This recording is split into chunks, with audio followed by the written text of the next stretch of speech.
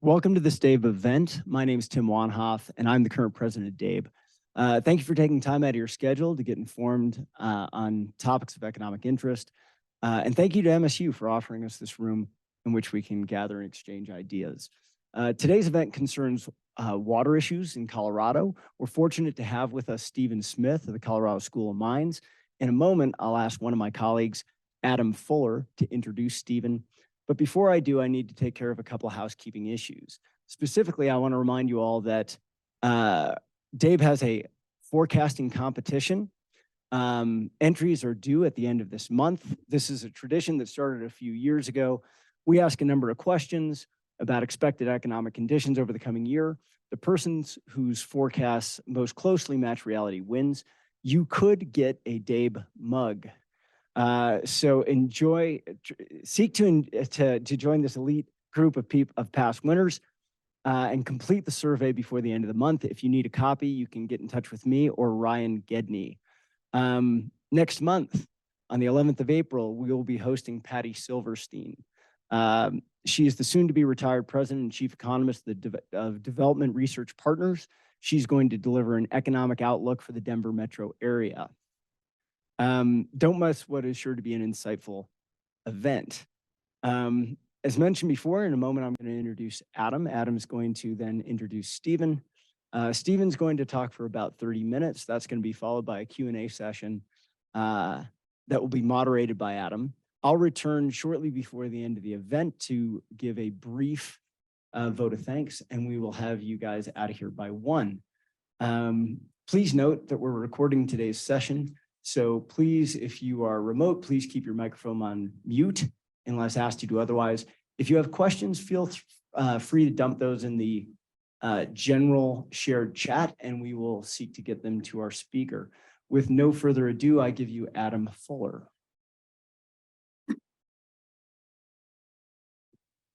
Hey everybody, thanks Tim, and thanks everybody for joining today. My name's Adam Fuller. I'm a member of the DABE board, and happy to have Stephen Smith from School of Mines here. I had the privilege of studying under Stephen Smith and working with him at Mines while I was in grad school over there. So it was a pleasure. Pleasure to work with him there, and really excited to have him here to talk about a topic that I think is really interesting, and I'm sure you will all find very interesting as well. So I'll have Stephen kick it off right now, and then afterwards we'll have some time for some Q&A. I know we've got a full presentation, so without further ado, I'll hand it over to Stephen Smith. Okay, thank you, Adam. Thank you, Tim, for having me and the invitation. It's a pleasure to be here. Talking some background on me as I first came to the Denver area after graduating from DePauw, a small liberal arts school in Indiana, where I did some mutual fund accounting at Alps, that's here downtown. Then I went up and got my PhD up at CU Boulder with Ross here, apparently. Glad to have you here. And then spent some time in Philadelphia helping start an environmental studies program at Haverford College before getting back to Mines, where I get to study water issues that are near and dear to my heart in an area that grapples with this on a daily basis. I've studied a lot of different facets of this: groundwater management, in-stream flow rights, how we allocate surface water. But today I thought the most interesting part that might have some overlap of interest with you guys is thinking about some urban water challenges. Even there, I had to put some in parentheses because I can't get to sort of all the problems in 30 minutes. So I wanted to hit on a few that I find are important, not to say they are the most important, but we don't quite have time to unpack it all. I will try to focus on the US, the West, and Colorado, and even Denver to the extent I can, so it's as applicable as can be. Okay. So some of the emerging issues that I wanted to focus on, that I wanted to highlight here, are sort of fourfold. That's sort of pinching this urban water nexus as far as quantity goes, and balancing that with how we're going to supply that and provide it. So number one is sort of this predicted population growth. We all like the Front Range. The West in general is very attractive. There's two things going on in this figure. One is the coloration, which is telling us sort of how much water per capita we're using. You see that's higher in the West, largely because we don't have enough free rain falling onto our lawns. So we take it through our pipes and we apply it to that irrigation system. And then the expected sort of population growth.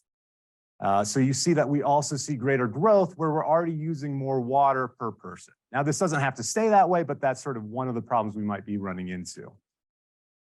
Second is as people move to that area, we're also having sort of these increased risk of water stress where our supply isn't as reliable, where our groundwater resources that we're utilizing are being depleted. This isn't entirely a Western story. We also hear stories in Georgia, North Carolina these days of sort of drought and they're having to take steps there. But certainly as we meet that need and that population growth, it's going to exacerbate those issues.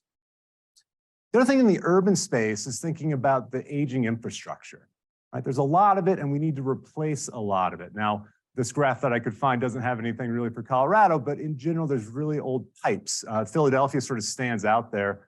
They did have one of the first water systems, but half their pipes are over 100 years old. We're gonna have to be updating this, not only for sort of safety reasons, but also to reduce leakage. We leak a lot of water in between sort of getting it treated and getting it to your house, right? So there's a lot of water to be gained there, and we're gonna have to deal with this aging infrastructure. And the last bit that I think I'm sort of surprised I've come to care more about is balancing these costs and affordability. Okay. Within the EPA as a standard, sort of what's affordability water is about 4.5% of your monthly income on your water bill. Right now, we've got about 13% of households that are below that threshold or above that threshold where they're paying more than that. Which is a high risk. And this is where we expect that risk to even go up more, right? And have those affordability issues emerge. Some forecasts have it just 5 years out of tripling, where we'll have 40%, because their industry sort of expects these costs to rise rather quickly in the short run. And so I want to think about how we can balance these.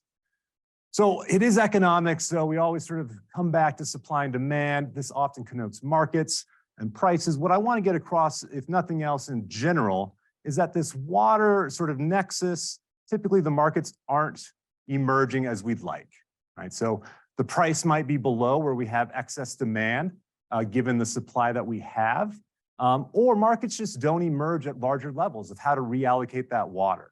And these are the two things I'm going to focus on today, with one sort of just toss away that I always like to make sure we get across is although these look like supply and demand curves, what they're representing is marginal benefits and marginal costs. So even if we don't have a market, we can still use these lines to think about what the welfare gains could be if we can reallocate things through non-market mechanisms. A bit about supply. So if you went to grade school, you probably remember most of our water's in the ocean. The next biggest chunk of fresh water is locked up in our ice caps. And we're dealing with roughly 0.5%. Right, of the water H2O molecules that we're really trying to allocate. Most of those are in aquifers, and then you can see those other dots, rainfall, natural lake, reservoirs, and rivers. It seems challenging. The one thing I want to get across is that tiny dot down there is actually global annual water use. And so somewhere in between those reservoirs and rivers, we have enough water to meet our global demand as of now. Which is to say there's a lot of water out there in a global sense, but the issues are where and when that water sort of occurs and where those demand centers are because it's difficult to move it around, right? So globally, there's not scarcity, but locally, obviously there is scarcity and we have to deal with how to allocate that water. So the things I'm going to focus on today is coming into that balance. There's sort of two sides of that, supply and demand. There's a lot of ways that we can enhance urban water supply. We've done a lot of building dams. We've sunk a lot of wells. We can fix leaky infrastructure. The thing I'm going to focus on today is the idea of these intersectorial transfers, basically ag to urban transfers, looking at the market for that. The second thing I want to spend some time on is thinking about demand management, right? That's the other side. Those forecasts as far as per capita water use are at current water rates, right? If Colorado's population double, it doesn't mean we need double the water because we should see some change in the water rates such that we would use less. We would irrigate our lawn less. Right? And so we can think about how to manage that on the demand side. Okay. So in order for some context, I want to get incredibly brief and incomplete history of water in the West, just so we are all on the same page as far as some of the constraints that we've inherited from yesterday. Primarily for this talk, I want to make sure we're all on board with the prior appropriation doctrine. which is the main water law here in the West. In the East, we utilize the riparian doctrine, which we sort of evolved through common law, brought over as we colonized the new land, and that continued to work until we moved out West. And then very quickly, although we've been using the same rules for 400, 500 years, within about 20 years, we said, let's do something entirely different, right? In the East, that riparian doctrine means you can use water if your land property abuts that water resource, and you can do so so long as you don't hurt other riparian right owners. In the West, where it was scarce or scarcer, they decided, no, we're going to quantify the water. You're going to have a right not only to use it, but a specific amount. We're going to allocate that based on a seniority system where we sort of line up in the order of first use. We're going to make that separate from land so you don't have to own land to use it. By the way, that comes from the large fact that they were all trespassing on federal land trying to find gold. So they really couldn't say, hey, that's my water when you didn't even own the land to begin with. At the time, we needed diversions. You had to divert the water to put it to beneficial use. Technically, the state still owns all the water. You have a usufruct right in order to use that. And if you're not using it in what the state deems a productive way, furthering sort of the economy, we can take that away from you. That said, about the only beneficial use that's been denied is that you couldn't flood out not hedgehogs, groundhogs. No, prairie dogs, that's the one I'm looking for. That one got kicked out of court. They said, no, that's not a beneficial use, you flooding those prairie dog holes. Short of that, most of it's been allowed. So in Colorado itself, most of these were filed at the initial settlements back in the late 19th century, at least by number. That's the solid line, the sort of grayed in area. That's tracking the volume. So we did have a little bit more volume being claimed right around 1910, but most of the water rights have been claimed. And this is still that ordering, right? So it's there for the settlements. Literally how it works, this is from the Rio Grande, it just lines up the water rights. The state engineer wakes up that morning, sees how much flow over there on the right-hand column. Say it's 320 cubic feet seconds today. Everyone above that west side, that 165, gets all their water. Everyone below that gets no water. That's sort of how that priority system's working. And it's those original rights that were established back in 1870. Okay. The argument of why this was made is that it solved the investment problem, that you're going to build this long, very expensive ditch in order to irrigate your land. And you didn't want to do that if you thought someone's going to show up next year, dig a stream or dig a canal upstream from you, and all of a sudden your irrigation ditch was going to be dry. Because how could you recoup that investment? You can't take that with you. It's very asset specific. It's serving one location and it only serves sort of one purpose. Right? So to incentivize that, they wanted to make sure you had security in those water rights. However, it's created this allocation inefficiencies today. This is what you usually hear sort of a complaint about the priority system. Okay.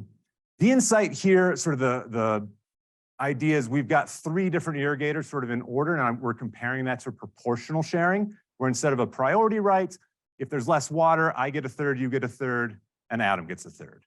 Okay.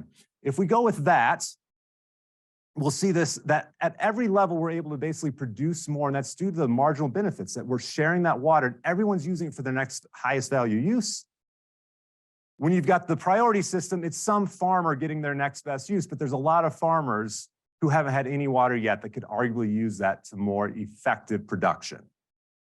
We're able to look at this empirically as a largely theoretical thing because water rights are endogenous. You can't just compare the East to the West, right? There's a reason we adopted the priority system, but through a historical settlement, we were able to look at parts of New Mexico, which there's a chunk of Colorado there, Costilla County, that originally was part of New Mexico territory. And New Mexico today has proportional systems from their Spanish and Mexican settlements. But these sequias, the Spanish irrigation systems in Colorado, got chopped off and are now stuck in the priority system. We're able to just look at that. This plots empirically sort of that expectation. The declining marginal benefits, that productivity, that's what we expect, right? It's sort of that efficiency. In Colorado, that flat line, it's hard to see that it's not zero, that every additional unit of water in a stream in that Colorado county, on average, isn't adding much because it's some farmer's random unit that we can't really tell is that the most productive or their least productive use of that water. Okay, so that's a little background there, and it comes into play when we think about trying to use some reallocation. And so I want to spend some time thinking about that, basically considering transfers from ag use to urban uses. Okay. Across the US, Actually, it turns out most water is utilized in thermoelectric power. Now, these are just diversions, not necessarily consumptive use. The second is irrigation, but when we break it up across sort of the region where on the left side there were the western states, the east side we've got the eastern states, we see most of that thermoelectric production is in the east. Still, the dominant use in the western states is irrigation, including Colorado, which has it about 85% or so of the water is going towards irrigation. So the idea here is that we can take for this most consumptive use in agriculture in the West that have these early priority rights. They're getting their water first. They're the ones that established in 1870, right, in 1890. But typically we think of them as having lower marginal value. And so can we sort of use that wedge in value and move some of this water from a low value use to a higher value use without having to create new dams, new reservoirs, new storage, and all of that? So again, the idea is to move it from these low value to high value gains. The nice thing about a market is that instead of some political reallocation, right, where some people are going to be fighting this because they're going to be made worse off, presumably in a voluntary transaction, even the ones getting rid of the water, losing their water, are being compensated. And so we have these social welfare gains. And in addition, these markets then, rather than a political apparatus, can react and sort of reflect the current value of water so that users can face the opportunity costs, not just within their own operation, but also what someone else could use that water for. And if they should sell, they could sell. If later they want to get it back because things have changed and they're more beneficial, they can buy. Now we'll talk about why this doesn't happen that much, but here, Gary Leibkap and Eric Edwards did some work doing some thought experiment where at first they sort of looked at what is the gap between an ag-to-ag transfer versus the value premium that urban centers are willing to pay, right? And that's sort of traced overall on the graph. Obviously it's volatile, but that red line, those ag-to-urban leases are typically larger as far as the valuation. And then across the states, you can see in Colorado, the gap's actually $155 per acre foot. Their thought experiment here is what if we just took 5% of the irrigated ag water and moved it to the urban areas, which would double urban water supply roughly, right? Just that 5%. And what would society gain? And that's in that third column, that yearly gain of a 5% transfer. Or if they did that yearly, we'd be producing another $118 million versus an ag-to-ag transfer. This is just to sort of illustrate there's potential here. There's some differences in those values and so some potential gains that could be had. Now, when it comes to actually doing this, it's much more complicated. And I want to highlight sort of the role of transaction costs, especially in this ag-to-urban transfer. So this particular one is a case study. This was a real transfer that happened in a city that I can't tell you for confidentiality reasons, but they were seeking a few more acre feet. So they ended up buying about 200 acre feet of water, but it took them 7 years. They had to explore 8 or 9 different potential ranchers and sellers. There was 16 entities that when they went to water court said, no, you shouldn't be able to do this. You're going to injure me, right? Including someone who drove by the field that was going to be dried up and said, that's going to make that ugly on my commutes. Right? That one the court threw out, but other ones they did not. In the end, their water rights, they spent about $1.2 million. That's $6,000 per acre foot. But when you add up all these other transaction costs, it came to about $14,000. Right? Now, they also had to buy the ranch, which that's an asset. They weren't willing to sell the water independent of the land. But even if we exclude that, 26% of the expenditure was just on transaction costs, lawyer fees, water court fees, hydrologists, engineers, all this to figure out the transfer. This isn't the transportation costs, right? That's a whole other issue of moving the water around. This is just to complete this transaction. And this isn't extraordinary. In fact, Philip Womble and Michael Hanneman called up and surveyed hundreds of people that were party to some of these sales to look what their transaction costs were, looked at how that varied across sort of how far you have to take it across the different regions in Colorado. And it does go up as you increase your sales, but roughly at that 100 acre foot mark, on average, it's going to cost you about $2,200 per acre foot just in transaction costs. So it's an expensive endeavor. So all that said, what we have is a not well-functioning market. So if you look at the water rights database in the CWCB and the Division of Water Resources here, you've got about 5,000 transactions amid 51,000 surface water rights. If you take this out, there's been 165 years and we've only changed these water rights, 10% of them. which seems like a low value given that we started using most of them in 1870. Surely there's a better use for that on average, right? So about 0.05% per year have changed hands.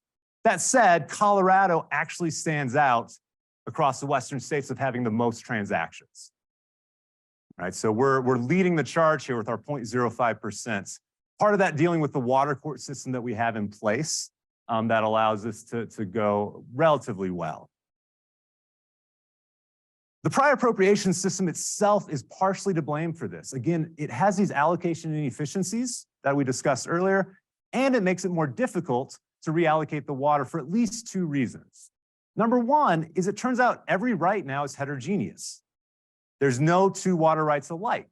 And so it's hard to establish a market price. They're going to vary on quantity. They're going to vary on seniority, right? So it's hard to find apples to apples to develop, well, what is the market price for water? Because there's not two together. Now, of course, if houses were able to do this, there's enough transactions and there's enough similarities. We could do this, but with so few water sort of transactions, it's largely a bilateral agreement. We don't have that market price in a centralized sort of clearinghouse. The other piece of it is the downstream claimants have rights to return flows. Most of those 16 oppositions were coming because their return flow, the farmer was diverting 200 acre feet, but 100 acre feet came back to the stream and someone downstream, that was their water right. And so you can't just take that and move it into the city because you've hurt people that were not voluntarily agreeing to give up their water and not being compensated. And so we have this actually in place to protect some of these users. But this dries up those transaction costs potentially in that second case for a good reason, right? Because we don't want to actually, we need to do the research to make sure we're not injuring other people. That said, I do want to highlight one of the markets that have been developed the longest is the Colorado Big Thompson project.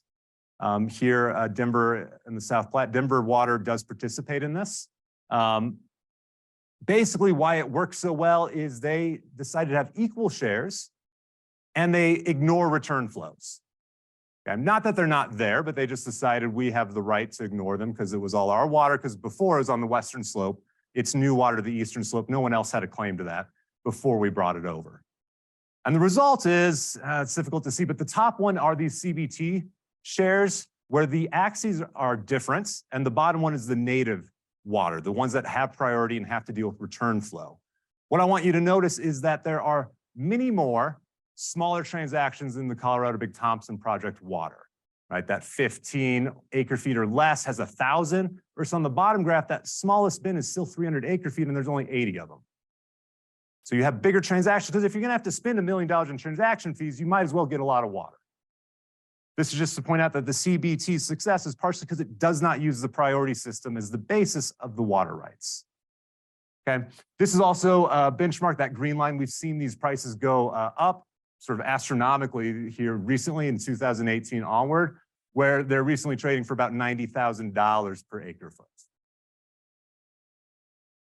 Okay, so moving on to the other side of the coin, demand management. I want to sort of focus on reducing use and how that's going on.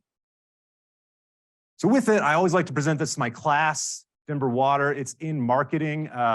If you take a marketing class, you're probably going to study it because the marketing is pretty good. But I always ask the students, if you're a marketing and you go to your boss, why don't we spend a lot of money on advertising and billboards to get people to buy less of our good? It seems like a poor decision. And I sort of give them the riddle of what is going on here. Right? And the key insight is they need a little more information, but these water utilities, these rates aren't really market prices because these water utilities are natural monopolies, right? Because there's huge upfront fixed costs before we even deliver any water, we actually do not want competition. That's why you have to buy your water from Denver Water. Or if you live in a town, maybe it's municipally supplied. And we decided we're going to give this. So in Denver alone, we've got 3,000 miles of water mains running underneath. So we could basically have stretched that out and gone coast to coast. We don't need to double that investment just so we can have some competition. That's before you think about the treatment plants, the dams, the reservoirs, the tunnels. You know, there's one water supply that goes across the Continental Divide, then back across the Continental Divide, then back across the Continental Divide before it gets to your tap here. And it's costly before they deliver any of that water. So then we decided we're going to have a regulated utility a regulated monopoly, or again, municipally owned, where you're going to cover your costs, but you're not trying to seek out a profit. So the insight here is that rates are actually a policy choice. It's not really reacting to a market, because either the municipality is deciding it directly, or the PUC is helping tell you what you're allowed to raise your rates or not, right, and what you can recover. So generally, they have opted for 2 tiers where they've got a fixed charge that you're going to pay no matter what each month to cover some of those billing costs, lawyer costs, metering costs, and then the variable costs to cover actually the water that you're utilizing, those treatment costs of transportation, all of that. That said, rating structures objectives are not single-minded. They have a lot of different things that they could prioritize. I want to sort of look at these 4 in the middle as far as how rates can or cannot sort of hit these, especially in the Denver water context, right? So economic efficiency, conservation, affordability, and then equity within class is just whether or not it's equitable how we're charging people water rates. Generally speaking, we've evolved to have these 4 sort of common rate schemes where we've got the uniform rate, where no matter what unit of water you're using, you're always going to pay the same amount for that next unit. Now, we also have the fixed fee on top of this. In the 80s, it was really popular to have the declining block rate structure. I call it sort of the Sam's or Costco bulk discount, driven largely because they wanted revenue coverage. So if you charge most of your costs up front, you always cover your costs. And then if someone used a little extra water, you've already covered your fixed charges. The water is not the most expensive part here. For conservation, you'll see this winter-summer sort of seasonal adjustments where you increase that for the outside use. And then more commonly, you're seeing that bottom panel, the increasing block tier structure. This has an appeal visibly of sort of having that cheaper water for essential use that might hit affordability, while then increasing the rates as you might be using that water more and more outside to dissuade some of that for conservation purposes. And we'll talk about that. It's by far the most popular increasing block tier. That survey was about 50%. If you look around the front range, most of them have some sort of tiered pricing structure like this. Adam did a survey with some more recent but different data, with still about 45% have the increasing block tier structure. And so I want to think about that a little bit. So number one, as an economist, I have to tell you right up front, it's inefficient, okay? Right? Basically because we're charging people different amounts for water. And so if you look on the graph over there, maybe person A, this is their demand curve. So they stop using at that lower tier. But person B has a greater demand across sort of all users, but they're facing a higher price. An economic efficiency would say, look, that last unit of water that A used, B valued a lot more. We would have liked to see B use that from an efficiency standpoint. And that's what you would get with the uniform rate, is you would equal that out. Everyone's sort of facing the same cost of that water, so we're allocating across households in a more efficient way. And number two, and we'll spend some more slides on these other ones than we have here, is affordability. This is going to depend on the fixed costs, the kinks, and the use patterns. Right? It's hard to say automatically whether or not this actually helps. And then on conservation, this is going to depend on elasticity and price perception. So I want to spend a little time on those 2 here. And first, think about equity and affordability in Denver. All right, so I know there's a lot going on in these graphs. You can focus on the top left, where even on the left panel, what I have is January water use plotted against income at the census tract level. And what we see is very little correlation. Right? It's not as if the higher income households are using more water inside, despite the idea that maybe they can afford it more and might have preferences to take longer showers and all these other things. But here and in the electricity literature, they've sort of figured out that it doesn't really correlate with that, because these lower income households often might be rentals. They might just have less income, and so they have less efficient appliances. They also might have more users per household. And so in total, even though they might be using less water per person, they have these inefficient appliances and they end up using just as much as a larger household. Now in the summer, that second panel on the right in June, that's not true. The higher income do water their outside lawns a little bit more. So this is important because it sort of potentially disadvantages households, because your essential use as a lower income household might put you past that kink point. That you're not watering your lawn, but because you have more people or these less efficient appliances, you're actually facing a higher water rate than the higher income household does, who has a lower or has the same per capita use, but less people in that household. So we want to look at this, and what Denver Water did in 2016 was try to address this by creating these household tailored tiers. So they went to average water consumption pricing. How many people get their water from Denver and knew this? I don't know if you're paying attention. We'll talk about our perception of it. Where they try to tailor, and what they do is basically make each kink point equal to your average winter consumption, thinking that's your revealed use. So if you do have inefficient appliances, if you do have more people in your household and you use more water in January, we want to move that spot out, right? So you get more water at that affordable, lower rate. So it introduces some interesting questions though, because you can see at this point, the green line's the old rates, by the way, the standard increasing block tier. Red is if you have a low AWC, blue is if you have a high. But it introduced some issues because now two people using the same amount of water are paying different amounts for that water. That brings up an interesting equity issue. You can see that's true of the average cost as well over here, that some people are actually paying less than the old water rates and some people are paying more. Is this fair? Is this equitable? Is it affordable? So what we could look is, it's hard to define equity, but we can sort of think about affordability in relatively progressive or regressive structures. And so we looked at this and how the volumetric average of your water bill varied across these income quintiles, right? So number 5 being the richest quintiles, number 1 being the lowest 20% of that income. We saw that the increasing block tier on its own, that's the blue lines themselves, at least if you squint, were maybe progressive in the sense that the higher income households were paying relatively more. But we see the AWC appears to be really effective at exasperating that progressive nature. And it appears like this policy then is achieving that goal of maybe at least being progressive, that you're putting more of the water burden on the higher income. Whether or not that's what we actually want, that could be another question. But it was a stated goal of Denver Water. Now, I want to come back to these fixed fees because it also turns out those increase. And once you put those in, which is part of your water bill, whether or not you use that water, it sort of matters for the total affordability picture. And once you include that in this measure, there's no longer really a clear pattern at all, right? So it's not clear you achieve affordability once you include that rate. It's only the volumetric fee that has that progressive nature. Now, the fixed fee I think is important.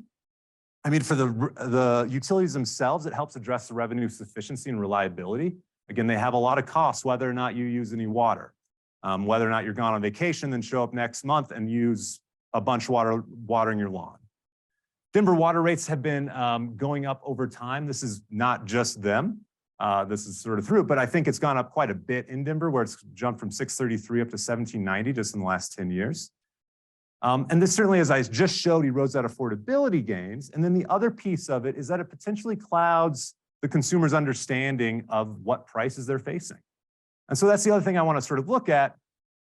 When we look across these sectors, I think it's more important in the water sector. That's on the left-hand side. Again, a product of Adam Fuller here as part of his independent study.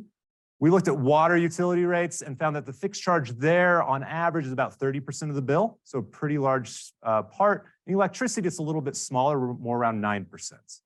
But we think it's going to go there a little bit more as we get more renewables and the marginal cost of the next unit of production goes down. We expect more fixed fees to sort of get in electricity.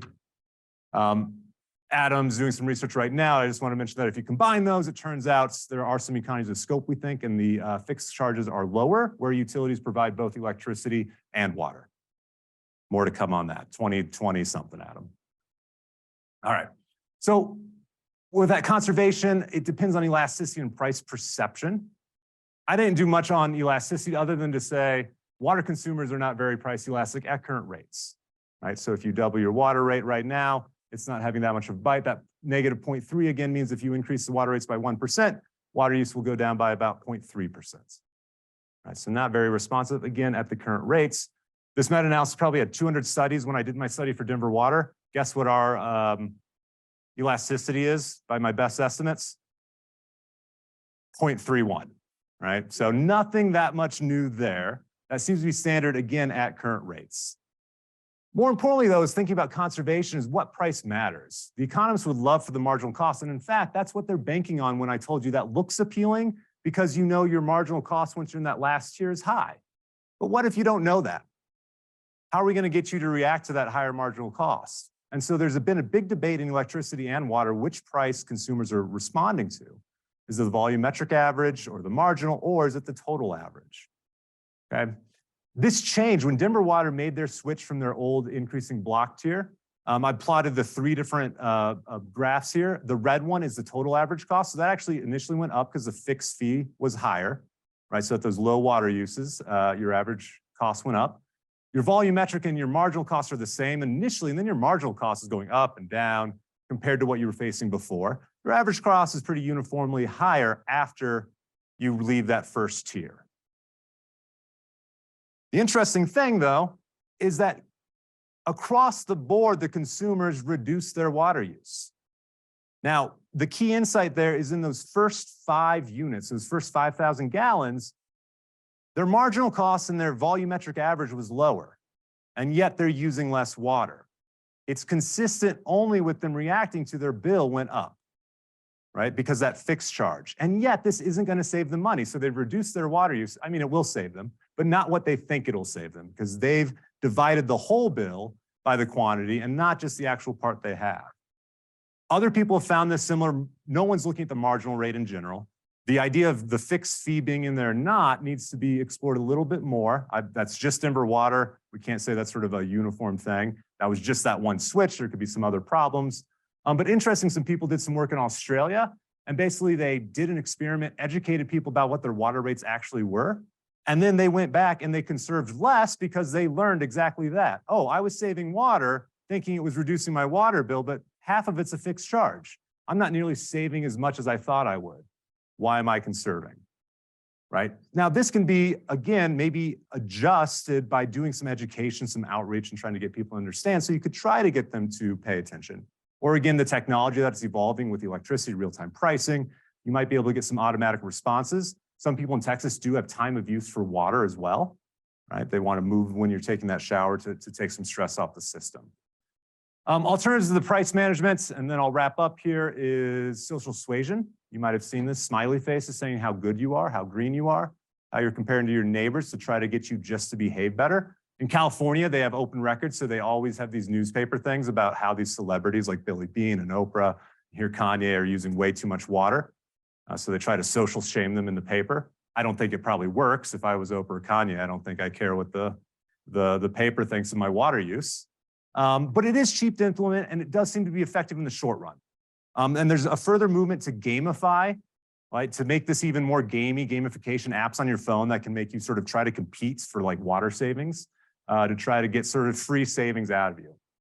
There's just water restrictions. This is nice because it's progressive. Typically, again, it's those higher income households that are using the water outside. So if we can cut them off, they're the ones bearing the brunt of the conservation effort, rather than sort of buying their way out of it, while maintaining cheaper water for the affordability measure. But it does require enforcement or social pressure. And then last, technology adoption, try to get that low flow technology. You get the same good, the same product with less water, although there are rebound effects that were discussed, especially during the Trump presidency, thinking about how many times you have to flush that low flow toilet. But you could take a longer shower if you knew you're using less energy and less water, right? So maybe you will end up having some rebound effects with that. And usually that's going to require subsidies because the savings themselves, aren't enough to get a lot of people to make that adoption solely for that purpose right now. They might make that change when their toilet is old anyways, but they're not going to rip out a perfectly good one, probably to save that $100 a year. Big picture though, still in the West, even though we talked about urban use, 50% of our water that goes through that tap is going to lawns. So the real savings, if we want to have demand, is targeting somehow outside, not necessarily the low flow inside appliances. Xeriscaping, or in California, during their drought, they just started spray painting their lawn. I don't think that one's sustainable. I'm not a biologist, but I don't think the grass likes it. So parting thoughts, I think securing sufficient urban water will sort of require, and sufficient being supply and demand, will require sort of both sides of it. I think some of those transaction costs should be addressed to try to make it more accessible to make those trades. I think that's better environmentally than a lot of the large dam or other opportunities that we might have to just reallocate the water we currently are using. But also then working on demand management and how do we want to price this water to sort of get both conservation and maybe affordability, because I think that's going to be an increasing issue. They think it might triple soon. Either way, the costs are going to go up though, because either you're increasing the costs for conservation demand management, or you've had to invest in more infrastructure to get more water. And you get to pass those rates on then to the consumers, right? So either way, we're going to see, I think, an upward pressure on these rates. Now, again, there are plenty of other issues that are equally important that exist beyond quantity, water quality. There's always sort of concerns about these forever chemicals that are emerging, the Flint water crisis, stormwater surges. We've seen flooding in this area. California is dealing with it a lot. You know, a lot of that stormwater management, that's an urban water issue as well. These things matter as well, and there's a lot to be done. I'll leave it there. Thank you for your time and your ears.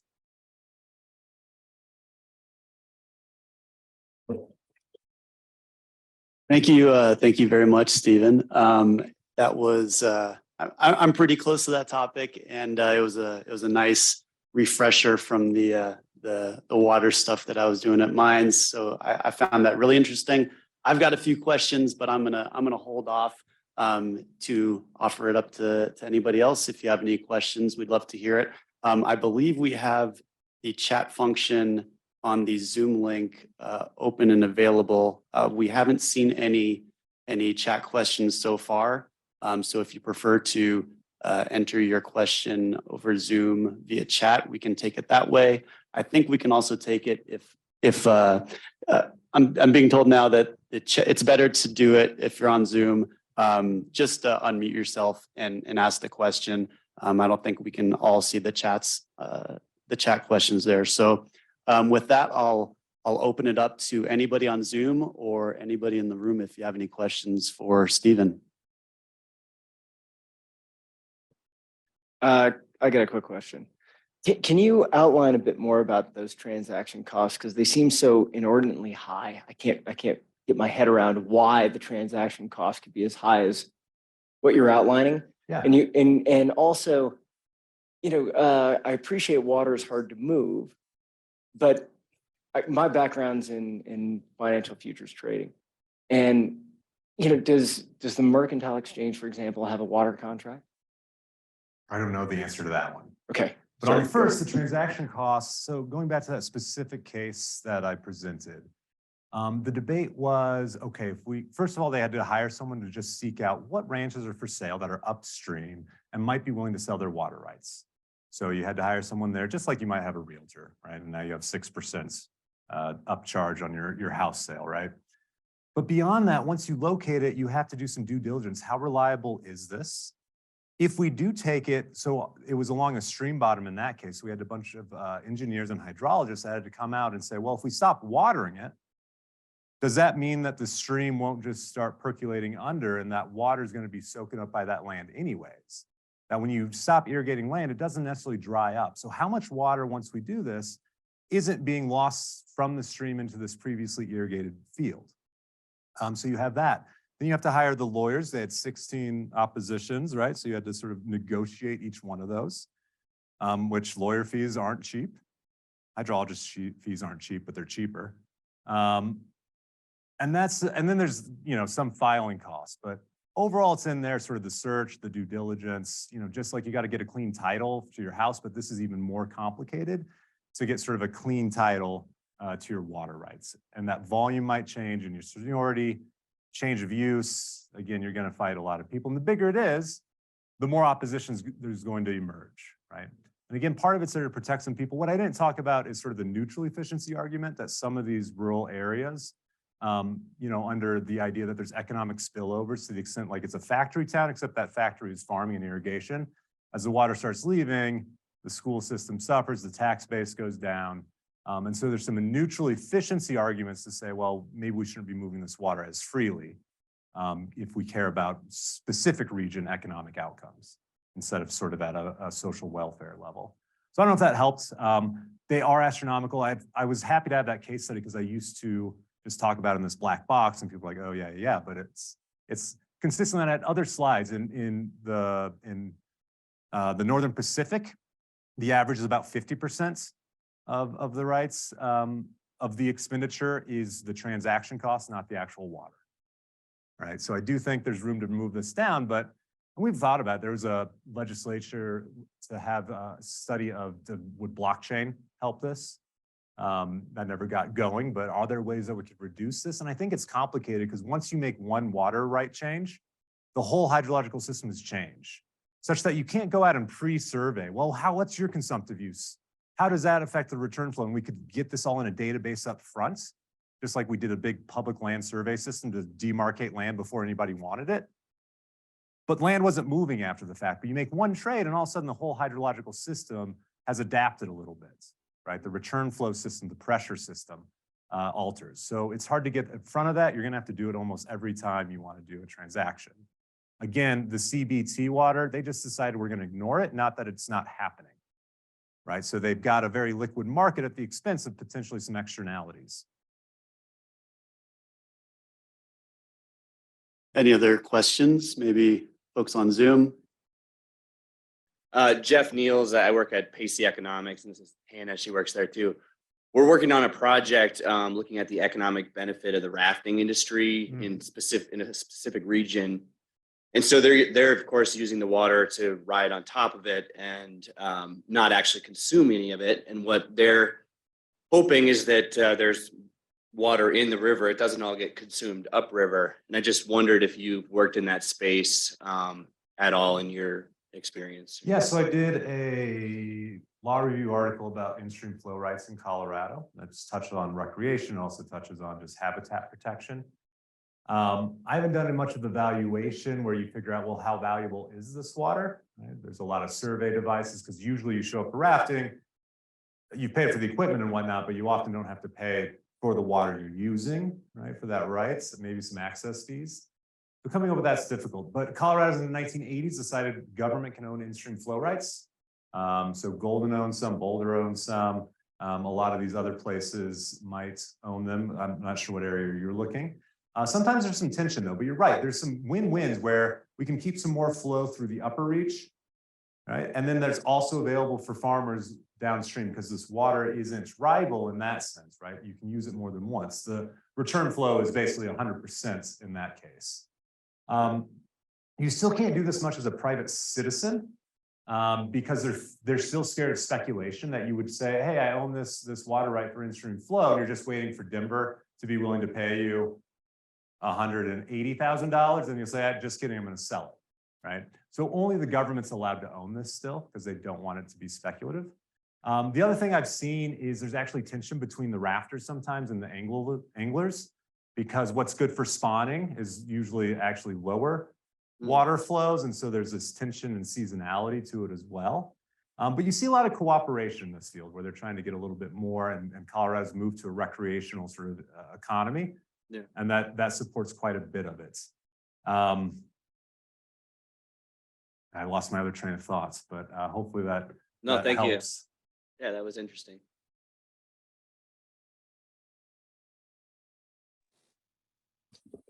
Hi, Brett Markey on Zoom, a random interested party and member. There have been in the prioritization system a lot of groups that were excluded from any ability to secure rights like Indian tribes. So I was curious about what your studies have revealed about the effects of that and how one equalizes that or adjusts to that reality, especially on the compact, the water compact in the West, especially. Yeah, you hit it on the head.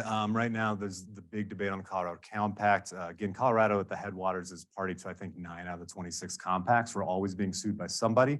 The one that makes the news the most right now is the Colorado Compact. And there's a bunch of tribes on there where, on paper, it was a huge win, the Winters case up in Montana, as far as settling a case in favor of the indigenous groups that said, when we put you on this reservation in this arid area, we must have implicitly, right? We're giving you homesteads, we're making you be private good farmers. We must have meant for you to use water.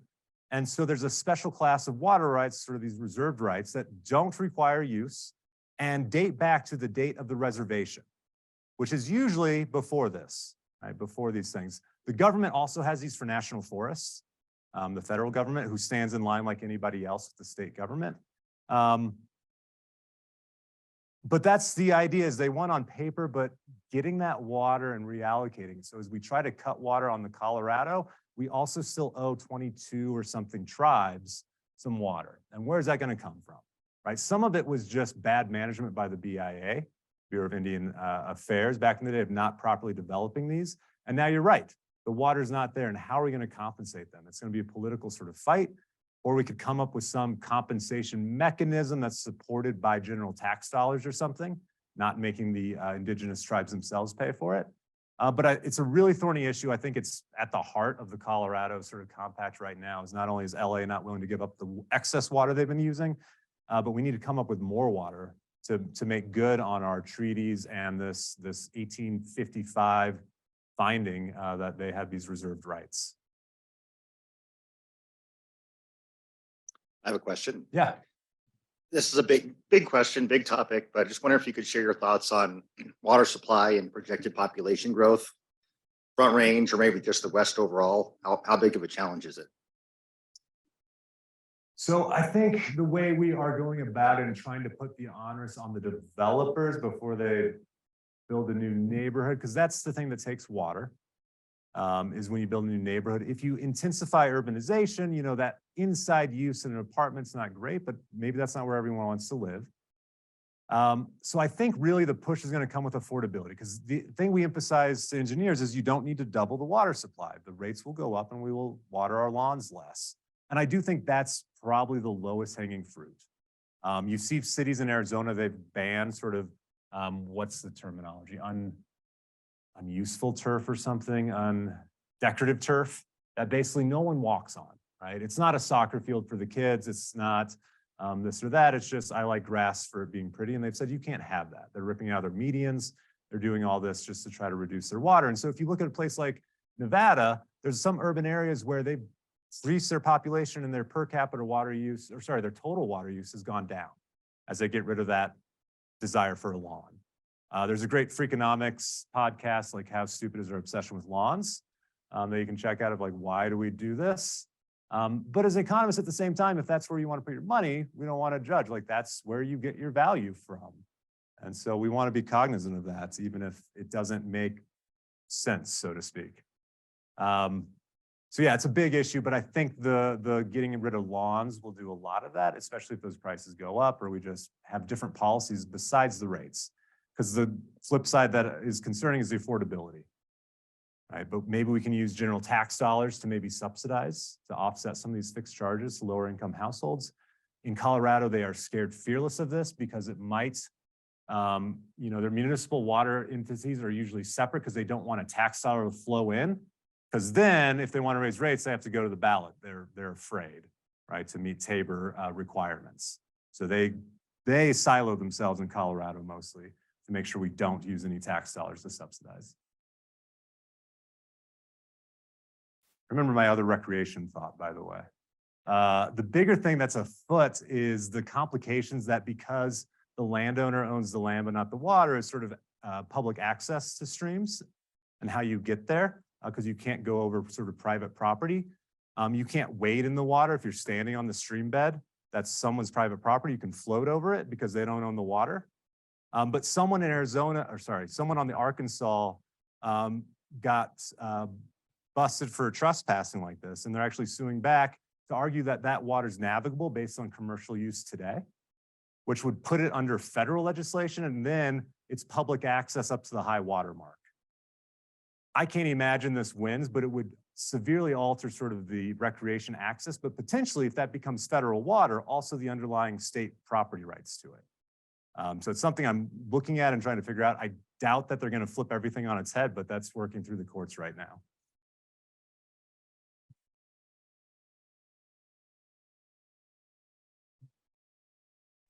Any other questions?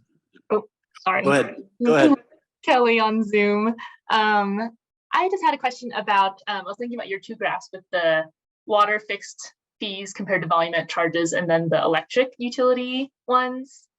And I was just wondering, I know you mentioned that, like, I guess two questions. First, like, sort of curious about that difference. And then second was you sort of mentioned that, potential for if a utility provided both electric and water, how that might change what this looks like.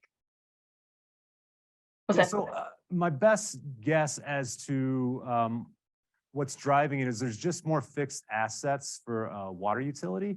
Electric utility, there's still competition on the production of the electricity, and we have transmission lines that can move this around pretty readily. So you've created these, you've broken up these once monopolies that sort of owned everything from production to distribution into you're producing it, and now the distribution is still the natural monopoly, the one that's delivering the electricity, sorry, to the households. So there are still fixed costs, but they're lower in general. My argument of why electricity is going to go the other way is as we move to more solar and wind, those marginal costs are very low. And so the only way to recoup your costs, you can't sort of charge the marginal cost because it's really small. You need to also charge for the fixed fee versus now the coal is expensive transporting it, the natural gas, all those inputs.